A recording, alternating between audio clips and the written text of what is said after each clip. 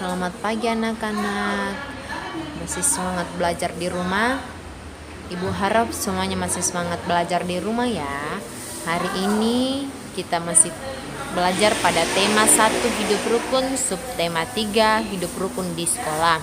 Namun hari ini kita sudah masuk pada pembelajaran 5. Hari ini materi kita yaitu PPKN dan Bahasa Indonesia, di mana PPKN menyebutkan pengamalan sila ketiga Pancasila dan Bahasa Indonesia membuat kalimat perintah di lingkungan sekolah. Nah, kita masuk yang pertama PPKN, yaitu menyebutkan pengamalan sila ketiga Pancasila di sekolah. Mari kita perhatikan gambar dan teksnya. Nah, kemarin kita sudah belajar tentang pengamalan sila pertama dan sila kedua. Nah, contoh pengamalan sila pertama di sekolah yaitu beribadah sebelum belajar atau berdoa sebelum belajar. Nah, contoh pengamalan sila keduanya yaitu menolong teman yang mengalami kesulitan. Nah, hari ini kita belajar tentang pengamalan sila ketiga Pancasila di sekolah. Nah, masih ingatkah kalian bunyi sila ketiga dan simbol dari sila ketiga? Jadi bunyi sila ketiga yaitu Persatuan Indonesia.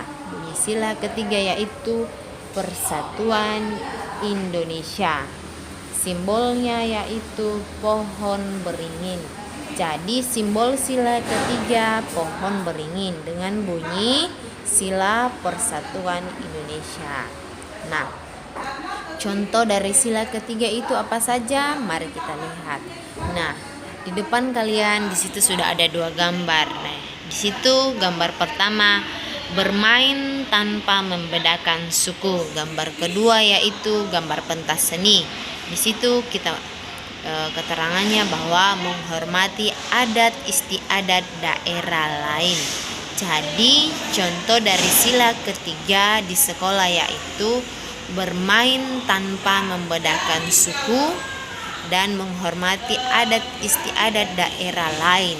Jadi ketika di sekolah biasanya ada pertunjukan pentas-pentas seni di situ atau tari ya. Dalam pentas itu ada berbagai budaya pentas seni, tarian dari berbagai budaya yang ditampilkan. Nah, itu contoh menghargai atau menghormati adat istiadat daerah lain di sekolah.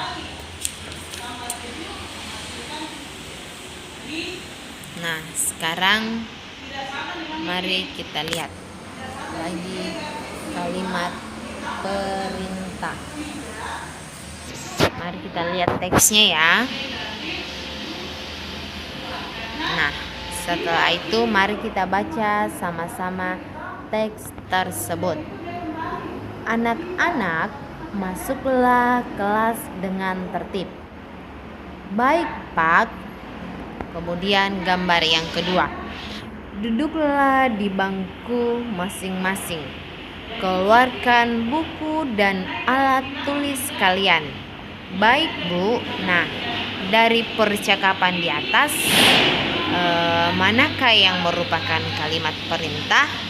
Nah, dari percakapan di atas, kita sudah tahu jelas mana yang merupakan kalimat perintah. Pada materi bahasa Indonesia sebelumnya, Ibu Mega sudah menjelaskan tentang ciri-ciri kalimat perintah.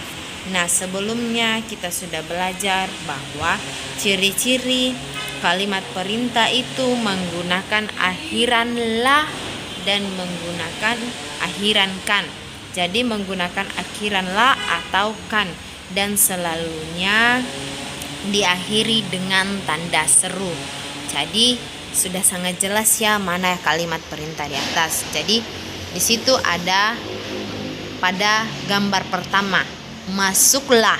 Nah, di situ dari kata masuk dia menggunakan lah, berarti itu merupakan kalimat perintah dan diakhiri dengan tanda seru. Masuklah kelas dengan tertib. Jadi di situ Pak gurunya memerintahkan siswanya agar masuk kelas dengan tertib. Nah, pada gambar yang kedua di situ ada ibu guru dan siswa. Nah, di situ pada kalimat ada 2 kalimat perintah. Yang pertama, duduklah. Jadi di situ siswa disuruh duduk. Nah, duduklah di bangku masing-masing. Jadi di situ siswa disuruh duduk di bangkunya masing-masing. Kenapa disuruh duduk di bangkunya masing-masing? Biar tidak terjadi perselisihan di antara kalian. Contohnya kalau di sekolah juga kalian harus duduk di kursi masing-masing, jangan duduk di kursi teman, karena itu akan mengganggu kenyamanan temannya, biar tidak terjadi perselisihan di antara kalian. Jadi kalimat perintah pertama pada percakapan kedua yaitu duduklah di bangku masing-masing. Yang kedua, keluarkan.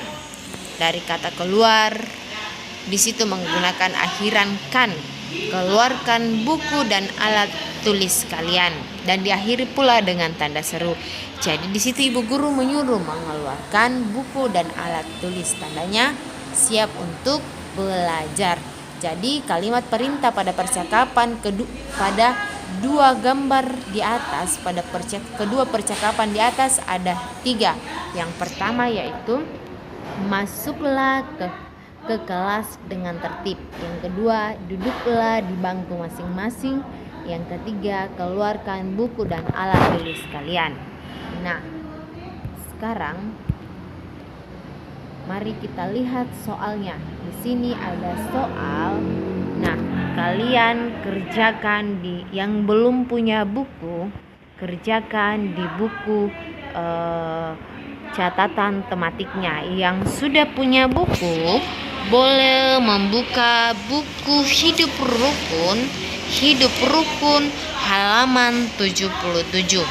Di situ kalau bisa dijawab di buku cetaknya, kalau tidak seperti kemarin tulis di kertas selembar lalu selipkan di dalam. Nah, kemudian tugas yang kedua, tugas buku Hidup Rukun itu ada 2 nomor. Ibu tambah lagi 1 nomor di bu penanya halaman 54. Bu pena halaman 54 nomor 1. Pada soal ayo berlatih nomor 1 saja. Ya, oke, untuk hari ini materinya cukup itu saja. Selamat belajar di rumah, tetap semangat, jaga kesehatan, jangan lupa rajin-rajin cuci tangan.